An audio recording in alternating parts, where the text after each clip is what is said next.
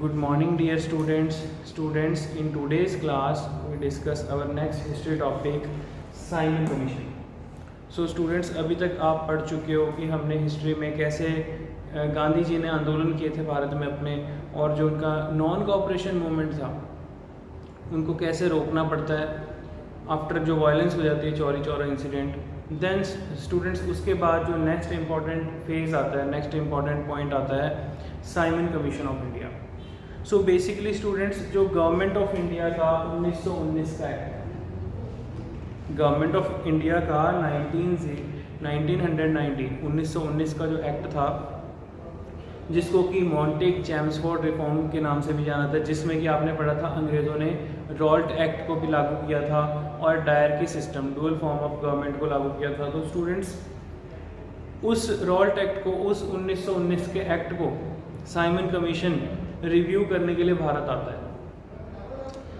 Students, basically अंग्रेज जो भी पॉलिसीज़ बनाते थे तो उन पॉलिसीज़ को 5 साल बाद या 10 साल बाद रिव्यू करते थे. रिव्यू इन द सेंस कि जैसे कोई पॉलिसी इम्प्लीमेंट की उन्होंने कंट्री में, क्या वो सही चल रही है, क्या वो उनके बेनिफिट के लिए है, अगर तो है तो आगे उसको कंटिन्यू रखो, अदरवाइज उसको पॉलिसी को स्टॉप कर देते थे. सो स्टूडेंट, इस तरीके से जो sir John Simon, Simon commission किसके नाम से बना हुआ था? सर जॉन साइमन अंग्रेज अफसर था. ब्रिटिश गवर्नमेंट उसको भारत भेजती है 1927 में, पहले ही आ जाता है. अंग्रेजों ने इतनी ज़्यादा उथल पुथल मचा दी थी, जिस कमेटी को 10 साल बाद रिव्यू करना था, तो साइमन कमीशन जो है 2 साल पहले ही भारत आ जाता है. 1927 में ब्रिटिश गवर्नमेंट इसको अपॉइंट करती है for the Indian statutory commission. Indian statutory mean students, the word statutory, यहाँ पे स्टैट्यूटरी का मतलब है जो कॉन्स्टिट्यूशन से रिलेटेड हो, ठीक है, जो संविधान के द्वारा निर्धारित की गई कोई कमेटी, ठीक है. आप ये कह सकते हो कॉन्स्टिट्यूशनल रिफॉर्म के लिए जो कमेटी बनाई थी ब्रिटिशर्स ने, ठीक है, तो उसका हेड कौन था? Simon commission. उसका हेड कौन था? Sir John Simon. कब आया था? 1927. तो एग्जाम में ये क्वेश्चन बहुत बार पूछे जाते हैं स्टूडेंट्स. देन किस काम के लिए आया था? Review the working of dyarchy system. Very very important point, dyarchy system. Dyarchy means dual form of government, ठीक है, जो डुअल गवर्नमेंट अंग्रेजों के द्वारा चलाई गई थी, ठीक है, उस चीज को रिव्यू करने के लिए. इसी में ही स्टूडेंट्स आप लोगों ने पढ़ा था रॉल्ट एक्ट के बारे में, ठीक है, आप लोगों ने रॉल्ट एक्ट भी पढ़ा था. तो रॉल्ट एक्ट को एग्जामिन करने के लिए क्या उसमें कुछ चेंजेस की ज़रूरत है? नहीं तो अदरवाइज वो आगे कंटिन्यू अगले 10 साल के लिए फिर से कंटिन्यू रहेगा. तो ऐसे अंग्रेजों की पॉलिसीज होती थी. So it was introduced by Montagu Chelmsford reform in 1919. 1919 में जो मॉन्टेग चैम्सफोर्ड रिफॉर्म्स थे, ठीक है, Montagu was a viceroy and Chelmsford उसका सेक्रेटरी ऑफ स्टेट था स्टूडेंट्स. तो इन्होंने जो उस टाइम पे 1919 में जो एक्ट बनाया था गवर्नमेंट ऑफ इंडिया एक्ट, उसको रिफॉर्म करने के लिए साइमन कमीशन भारत आता है. सो अब सबसे इम्पोर्टेंट पॉइंट है कि इसका विरोध क्यों हुआ था. साइमन गो बैक के नारे क्यों लगे थे? Simon go back. स्टूडेंट्स, जब ये इंडिया पहुंचता है तो बहुत इंपॉर्टेंट इवेंट होता है, जिसमें कि जो लाला लाजपत राय थे, जो कि एक बहुत प्रोमिनेंट लीडर थे इंडियन नेशनल कांग्रेस पार्टी के, वो इस मूवमेंट में लाइक साइमन गो बैक के जो लोगों की भीड़ इकट्ठी होती है पुलिस स्टेशन के बाहर लाहौर में, और वहाँ पर साइमन कमीशन को जब वो रेल से उतर रहा होता है, उतरने से पहले ही लोग जो है काले फ्लैग लेके, काले झंडे लेके खड़े होते हैं कि हम इसका विरोध कर रहे हैं. सबसे बड़ा कारण क्या था students? All the members of this commission were white. मतलब कि इसकी कमेटी के जितने भी मेंबर थे वो सब के सब अंग्रेज थे. अब उस टाइम पे कांग्रेस पार्टी, अब 1927-28 की बात है, तो उस टाइम पे लग रहा है कांग्रेस पार्टी को भी इतने साल हो गए और इनको अभी तक हम पे भरोसा नहीं है. इन्होंने जो अपनी साइमन कमीशन ने कॉन्स्टिट्यूशन रिफॉर्म के लिए जो मेंबर्स की कमीशन बनाया है, ठीक है, उसमें एक भी इंडियन स्टूडेंट्स, उसमें एक सिंगल पर्सन कोई इंडियन को नहीं इन्होंने ऐड ऑन किया, कोई कांग्रेस पार्टी का लीडर नहीं लिया. सो इस तरीके से बहुत बड़े लेवल पे इसका विरोध होता है पूरे इंडिया में। ये शो करता है स्टूडेंट्स रेशियल डिस्क्रिमिनेशन को, नस्ल भेदभाव को। तो इंडियंस को लगा कि भाई ये हमारे देश में रह रहे हैं, हमारे लिए पॉलिसी बना रहे हैं, हमारे लिए हमारे ऊपर कानून बना रहे हैं और अपनी कमेटी में हमको ही नहीं जगह दे रही। अंडरस्टैंड। तो इसके बाद स्टूडेंट्स लाला लाजपत राय बहुत सारी भीड़ को लेके, एक बहुत बड़ी भीड़ होती है कि जो रेलवे स्टेशन पे प्रोटेस्ट कर रही होती है, जिसमें कि पुलिस लाठी चार्ज करती है और वहाँ पर डीएसपी सांड्रस जो था स्टूडेंट्स, ठीक है, एएसपी सांड्रस आप कह सकते हो, तो उसने लाठी चार्ज में लाला लाजपत राय जी के सर पे लाठी मार दी थी, जिसके बाद कि लाला लाजपत राय जी बहुत गंभीर चोटें लग जाती हैं और वो बहुत ज़्यादा बीमार हो जाते हैं, ठीक है, बहुत ज़्यादा जख्मी हो जाते हैं, आप ये कह सकते हो। Then students after this incident Lala Lajpat Rai ji की डेथ हो जाती है ड्यू टू इंजरी 17 नवंबर 1929 को। सो इस चीज़ का बदला लेने के लिए भगत सिंह ने एएसपी सांड्रस की हत्या की थी, ठीक है, बिकॉज बहुत प्रोमिनेंट लीडर थे लाला लाजपत राय जी पंजाब के। तो इस इंसिडेंट के बाद ही लोगों के अंदर और भी ज़्यादा गुस्सा और भी ज़्यादा रोष था अंग्रेज़ों को लेके। सो स्टूडेंट्स अब इंडियंस को समझ आने लग गया था, या कांग्रेस पार्टी को ये लग रहा था कि अंग्रेज़ जो हैं वो आज भी हमसे रेशियल डिस्क्रिमिनेशन करते हैं। अंडरस्टैंड। तो मतलब कि नस्ल भेदभाव करते हैं। तो इस इंसिडेंट के बाद फिर थोड़ा सिनेरियो चेंज होता है, फिर उसके बाद जो है अपने डिमांड्स के लिए लड़ाई तेज हो जाती है। आई होप सबको क्लियर हो गया होगा। तो स्टूडेंट्स एग्जाम में क्वेश्चन पूछा जा सकता है कि साइमन कमीशन भारत कब आया था, ठीक है, साइमन कमीशन किस कमेटी को रिव्यू करने के लिए भारत आया था। तो आप ये इंपॉर्टेंट पॉइंट नोट डाउन कर लो, take your time.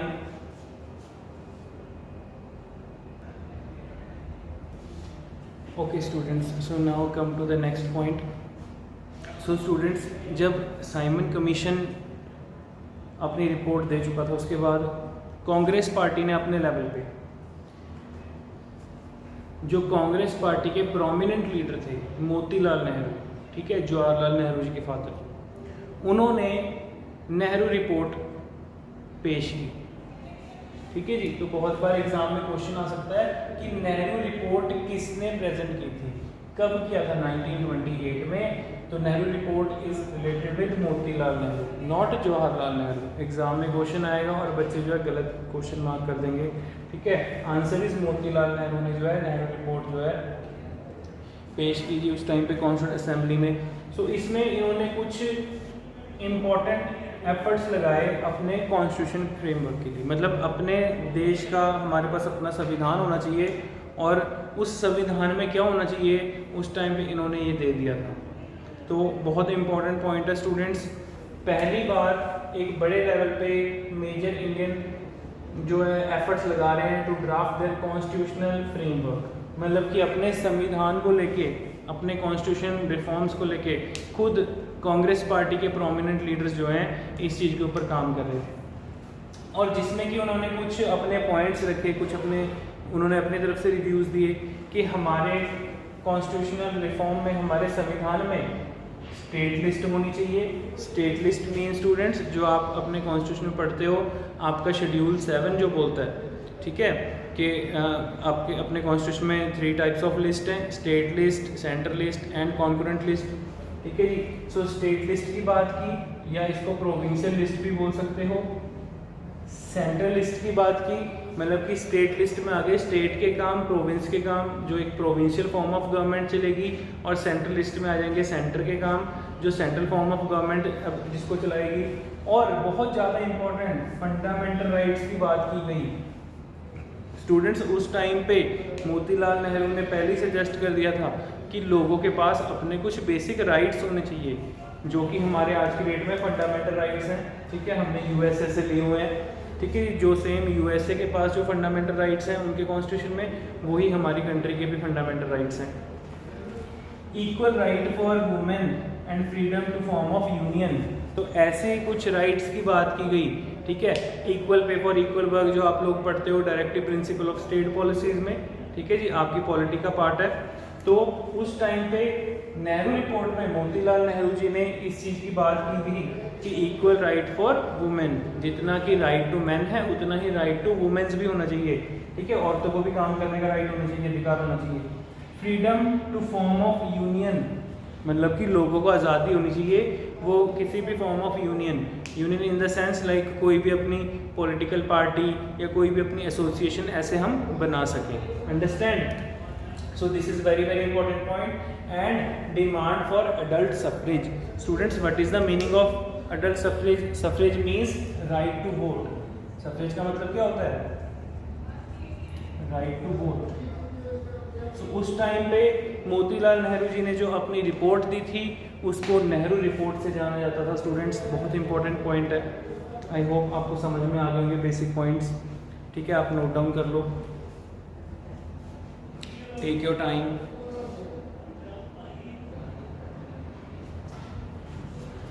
Okay students, so I hope आपको समझ में आ गया होगा स्टूडेंट बेसिक पॉइंट। अब स्टूडेंट्स हम नेक्स्ट वेरी इंपॉर्टेंट पॉइंट इस पर डिस्कस करेंगे, आईएनसी का Lahore session. So students, Indian National Congress party का जो लाहौर सेशन था 1929, बेसिकली 31 दिसंबर 1929 को लाहौर में कांग्रेस पार्टी की मीटिंग होती है, उनका सेशन लगता है, जिसके प्रेसिडेंट थे, जिसके हेड थे जवाहरलाल नेहरू जी, ठीक है जी। पंडित जवाहरलाल नेहरू जो उस टाइम पे कांग्रेस सेशन के कांग्रेस पार्टी के प्रेसिडेंट भी थे, और जब लाहौर सेशन हो रहा था तो वहाँ पर प्रिजाइड भी कर रहे थे। सो दे पास अ रेजोल्यूशन ऑफ पूर्ण स्वराज। सो स्टूडेंट्स, बहुत बार एग्जाम में क्वेश्चन पूछा जाता है कि पूर्ण स्वराज की बात किस कांग्रेस पार्टी के सेशन में की गई थी। पूर्ण Swaraj means complete independence. So complete independence मतलब कि अब हमें अंग्रेजों से कोई डोमिनियन स्टेटस नहीं चाहिए, हमें ब्रिटिशर्स का लाइक कोई भी उनके जो बेसिक कांग्रेस पार्टी को आप कह सकते हो अभी तक पेज एंड पर्क्स मिल रहे थे, उनको कुछ ऐसा लाभ नहीं चाहिए था। अब कांग्रेस पार्टी सीधा कंप्लीट इंडिपेंडेंस की डिमांड की बात कर रही थी।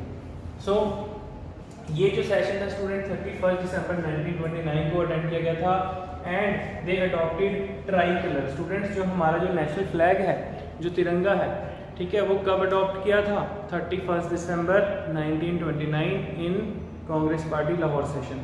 सो आपको ये बेसिक क्वेश्चन पता होना चाहिए, बहुत बार एग्जाम में क्वेश्चन पूछा जाता है। और स्टूडेंट्स, इस ट्राई कलर जो हमारा तिरंगा, जो हमारा फ्लैग है, उसका डिज़ाइन किसने किया था? वो भी कांग्रेस पार्टी के प्रोमिनेंट लीडर थे, पिंगाली वेंकैया ने।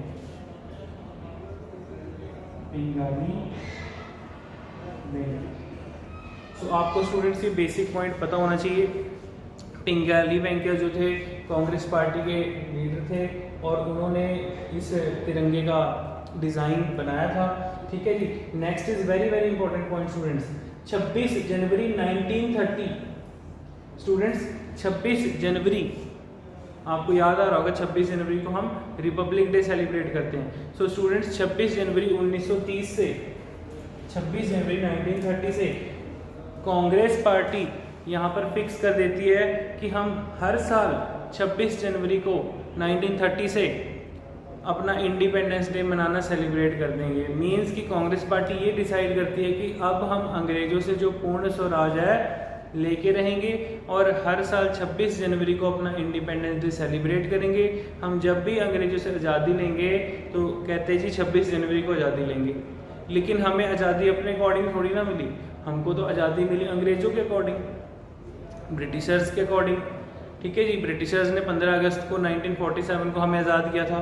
फिर जब दोबारा हमने अपना कॉन्स्टिट्यूशन बनाया, तो जब दोबारा हमारे पास टाइम आया तो हमने 26 जनवरी 1950 को स्टूडेंट्स एज अपना कॉन्स्टिट्यूशन जो है अडॉप्ट किया। स्टूडेंट्स, कॉन्स्टिट्यूशन को अप्लाई किया अपने कंट्री में, संविधान को लागू किया। तो उस दिन को हम as a republic day celebrate करते हैं।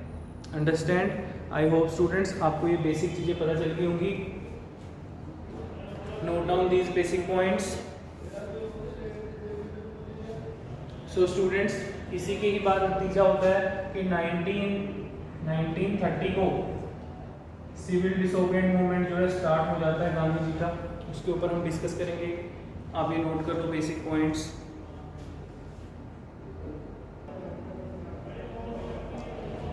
ओके स्टूडेंट्स, आगे हम डिस्कस करेंगे गांधी जी के सिविल डिसोबिएंट मूवमेंट का।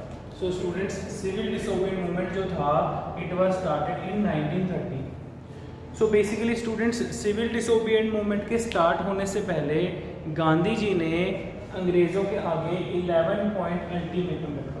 11 पॉइंट अल्टीमेटम मीन्स कि वही कुछ एडमिनिस्ट्रेटिव रिफॉर्म, कुछ एडमिनिस्ट्रेटिव चेंजेस किसके आगे? इरविन के आगे। स्टूडेंट्स, ये कौन था? Lord Irwin. लॉर्ड इरविन कौन था उस टाइम पे? भारत का वाइसरॉय, ठीक है, viceroy of India, viceroy of India. Exam में क्वेश्चन पूछा जाता है स्टूडेंट्स कि जिस टाइम पे भारत में गांधी जी ने सिविल डिसोबिएंट मूवमेंट शुरू किया था उस टाइम पे भारत का वाइसरॉय कौन था? Answer is Lord Irwin. तो लॉर्ड इरविन के आगे गांधी जी जो है 11 पॉइंट अल्टीमेटम रखते हैं, जिसमें कि उन्होंने एडमिनिस्ट्रेटिव रिफॉर्म की बात की थी, जिसमें बेसिक बातें लिखी थी कि हमारे ऊपर जो फिजूल के टैक्स हैं वो क्यों लगाए गए हैं, ठीक है, और जो हमारे जो ऐसे पॉलिटिशियन हमारे लीडर्स जो हैं जिनका कोई क्राइम ही नहीं है, जिनके ऊपर कोई आपको कोई एविडेंस ही नहीं मिलता कि उन्होंने कोई क्राइम किया, फिर भी उनको जेल में क्यों डाला हुआ है। तो ऐसे करके गांधी जी ने जो अंग्रेजों की जो लीकर शॉप्स हैं विलेजेस में या गांव में वो क्यों चलाई जा रही हैं, ठीक है, वो शहर से बाहर क्यों नहीं है, ठीक है। तो ऐसे कुछ 11 पॉइंट अल्टीमेटम गांधी जी देते हैं, जिसको कि लॉर्ड इरविन उस टाइम पे एक्सेप्ट नहीं करता और गांधी जी अपना सिविल डिसोबिएंट मूवमेंट शुरू करते हैं, ठीक है जी। इंपॉर्टेंट पॉइंट है कि सिविल डिसोबिएंट मूवमेंट कब शुरू हुआ था? 1930 में, और जिस टाइम पे सिविल डिसोबिएंट मूवमेंट हो रहा था उस टाइम पे भारत का वाइसरॉय कौन था? Lord Irwin. Clear? So students, civil disobedient movement जो हुआ था it was started by Gandhi ji on 12 March 1932, sorry 12 March 1930 में। सो 12 मार्च 1930 में जो है गांधी जी ने सिविल डिसोबिएंट मूवमेंट शुरू किया था। कहाँ से शुरू किया था स्टूडेंट्स? दांडी मार्च कहा जाता है इसको। इसे गांधी जी ने साबरमती आश्रम से शुरू किया था, जहाँ गुजरात में गांधी जी साबरमती आश्रम में रहते थे, वहाँ से साबरमती आश्रम से जो है शुरू करते हैं पैदल चल के, ठीक है। तो ये जो उनका जो मार्च था ये पैदल मार्च था, तो मतलब कि गांधी जी पैदल चलते जा रहे थे और अपने साथ लोगों को, मास को, भीड़ को अपने साथ इकट्ठा किए जा रहे थे। सो स्टूडेंट्स, बहुत इंपॉर्टेंट पॉइंट है, Gandhi ji walk nearly 375 kilometres from Sabarmati ashram to Dandi. तो गुजरात के कोस्टल लाइन पर चलते चलते ये जो स्टूडेंट्स एग्जाम में क्वेश्चन पूछा जाता है कि दांडी मार्च को एक और नाम से जाना जाता है सॉल्ट सत्याग्रह, ठीक है जी, क्योंकि इन्होंने सॉल्ट लॉ के खिलाफ, ठीक है, जो सॉल्ट लॉ था अंग्रेजों का उसके खिलाफ आंदोलन किया था, सत्याग्रह किया था स्टूडेंट्स। तो सॉल्ट सत्याग्रह के खिलाफ गांधी जी जो आंदोलन करते हैं, वेरी इंपॉर्टेंट पॉइंट। तो यहाँ से एग्जाम में क्वेश्चन पूछा जा सकता है कि गांधी जी नियरली कितना, लगभग उन्होंने कितना पैदल मार्च किया था? 375 किलोमीटर। कहाँ से? फ्रॉम साबरमती आश्रम, ठीक है। दांडी मार्च जो था स्टूडेंट्स क्यों किया था? सॉल्ट लॉ के खिलाफ। सो बेसिकली स्टूडेंट्स, अंग्रेजों ने हम पर एक ऐसा कानून बना दिया कि अब हम अपनी मर्जी से कोस्टल रीजन से जो कच्चा नमक होता है, जो सॉल्ट होता है, ठीक है, नमक के बड़े बड़े डले से होते हैं, तो अपनी मर्जी से वो कच्चा नमक नहीं ले सकते। हमको ब्रिटिशर्स से जो प्यूरिफाई नमक होता है, जो पैकेट्स में आता है, वही परचेज करना पड़ेगा, वही खरीदना पड़ेगा और उस पर बहुत हाई अमाउंट ऑफ टैक्स पे करनी पड़ेगी। सो होता क्या है, गांधी जी इस चीज़ का कड़ा विरोध करते हैं। गांधी जी कहते हैं कि ये हर एक चीज़ पर हम पे कानून नियम लगाए जा रहे हैं, हर एक चीज़ के हम पे टैक्स लगाए जा रहे हैं, ठीक है जी। एक दिन हो सकता है कि हवा पे भी टैक्स लगा दें, ठीक है, आपको ऑक्सीजन लेनी है उस पर भी टैक्स दो। तो गांधी जी इस चीज़ के सख्त खिलाफ थे, कहते कि हमारे देश के अंदर जो रिसोर्सेज हैं वो हम ही नहीं यूज़ कर पा रहे और हम ही लोगों को, इंडियंस को, जो यहाँ के नेटिव्स हैं, उनको इस चीज़, हर एक चीज़ के लिए टैक्स पे करना पड़ रहा है, ठीक है। तो इस चीज़ के खिलाफ गांधी जी की लड़ाई थी। देन गांधी जी अपना सिविल डिसोबिएंट मूवमेंट बहुत बड़े लेवल पे चलाते हैं स्टूडेंट्स। इंपॉर्टेंट पॉइंट है इवन गांधी जी को ऑल ओवर इंडिया से सपोर्ट मिलता है, ठीक है, इंडिया की सारी स्टेट्स से जो है लोग गांधी जी के साथ जुड़ने लग जाते हैं। और देन होता क्या है, इस सिविल डिसोबीडिएंट मूवमेंट के लिए जो वाइसरॉय ऑफ इंडिया था लॉर्ड इरविन, फिर उसको गांधी जी से बात करनी ही पड़ती है। अंडरस्टैंड? आई होप आपको समझ में आ गए होंगे स्टूडेंट्स इंपॉर्टेंट पॉइंट्स। आप ये देखो, टेक योर टाइम, किसी को डाउट लग रहा है देखो।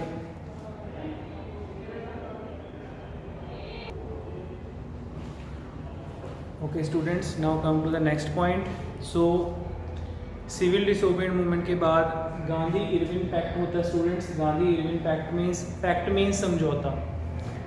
तो गांधी जी और लॉर्ड इरविन के बीच में समझौता होता है, जिसमें कि इस पैक्ट में कहते हैं कि गवर्नमेंट एग्री कर गई थी, मान गई थी कि जितने भी प्रिजनर्स थे उनको रिलीज कर देंगे और जो सॉल्ट लॉ है उसको हटा देंगे। इंपॉर्टेंट पॉइंट है। और बदले में ब्रिटिश गवर्नमेंट चाहती थी, जो लॉर्ड इरविन था वो चाहता था कि आप हमारे खिलाफ जो है सिविल डिसोबीडिएंट मूवमेंट चला रहे हो इंडिया में, इसको रोक दो, इसको स्टॉप कर दो। सो स्टूडेंट्स इंपॉर्टेंट पॉइंट है। So all those political reasons who had remain non violent, ठीक है, जो नॉन वायलेंट रहेंगे उनको रिहा कर दिया था, आज़ाद कर दिया गया था। और इस चीज़ का कांग्रेस ने सस्पेंड कर दिया था सिविल डिसोबीडिएंट मूवमेंट को, ठीक है। कांग्रेस पार्टी इस चीज़ से खुश होके वहीं पे सिविल डिसोबीडिएंट मूवमेंट को भी रोक देते हैं। देन उसके बाद इंपॉर्टेंट पॉइंट है स्टूडेंट्स, कराची सेशन ऑफ 1931, 1931 में कांग्रेस पार्टी का कराची सेशन हुआ था, जिसमें कि रेजोल्यूशन पास किया गया था on fundamental rights and national economy programme with the efforts of Pandit Jawaharlal Nehru and Subhash Chandra Bose.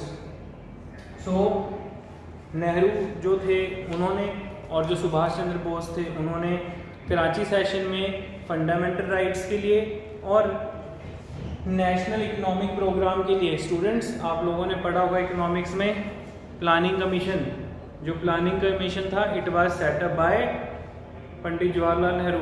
सो ये चीज़ों के बारे में उन्होंने पहले ही डिसाइड कर लिया था, सोच लिया था कि हम अपने कॉन्स्टिट्यूशनल रिफॉर्म्स कैसे करेंगे, अपने देश को कैसे चलाने के लिए, लाइक लोगों को, सिटीजन्स के लिए फंडामेंटल राइट्स बनाएंगे और कंट्री की डेवलपमेंट के लिए जो इकोनॉमिक प्रोग्राम्स बनाएंगे।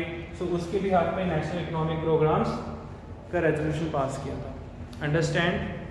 आई होप स्टूडेंट्स आपको ये बेसिक पॉइंट क्लियर हो गए होंगे। तो स्टूडेंट्स आज के सेशन में हमने समझा कि कैसे आफ्टर सिविल डिसोबीडिएंट मूवमेंट जो इंसिडेंट हुए थे, लाइक साइमन कमीशन भारत में आता है और साइमन कमीशन के विरोध में कैसे साइमन गो बैक के नारे लगते हैं और जो लाला लाजपत राय थे वो कैसे जख्मी हो जाते हैं उस केस में और फिर जाके उनकी डेथ हो जाती है।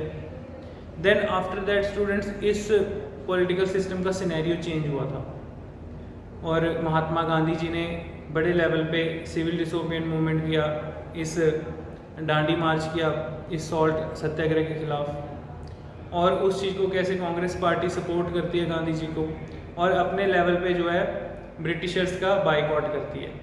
सो स्टूडेंट्स कुछ कांग्रेस पार्टी की हम राउंड टेबल कॉन्फ्रेंसेस के बारे में भी डिस्कस करेंगे। एग्ज़ाम में एक या दो क्वेश्चन कभी कभी पूछ लिए जाते हैं, एक आधा क्वेश्चन आ जाता है कि जो राउंड टेबल कॉन्फ्रेंस मीटिंग्स थी किसमें कांग्रेस पार्टी ने पार्टिसिपेट किया, किसमें महात्मा गांधी जी ने पार्टिसिपेट किया था, जो BR अम्बेडकर जी थे उन्होंने पार्टिसिपेट किया था। तो ऐसे बेसिक क्वेश्चंस भी कई बार एग्ज़ाम में पूछे जाते हैं। तो आज हमने कई सारे क्वेश्चंस डिस्कस किए जो एग्ज़ाम पॉइंट ऑफ व्यू से इम्पॉर्टेंट थे। अपने नेक्स्ट सेशन में स्टूडेंट्स हम कांग्रेस पार्टी के जो इम्पोर्टेंट सेशंस थे उनके बारे में डिस्कस करेंगे और जो राउंड टेबल कॉन्फ्रेंस मीटिंग्स थी उनके बारे में डिस्कस करेंगे। आई होप आपको आज का सेशन क्लियर हो गया होगा। ठीक है स्टूडेंट्स, आप अच्छे से दोबारा वीडियो को देखो, रिवाइंड करो, इसके मैं नोट्स आपको ग्रुप में प्रोवाइड कर दूँगा। ठीक है students, so now we wind up our session. Okay, good bye.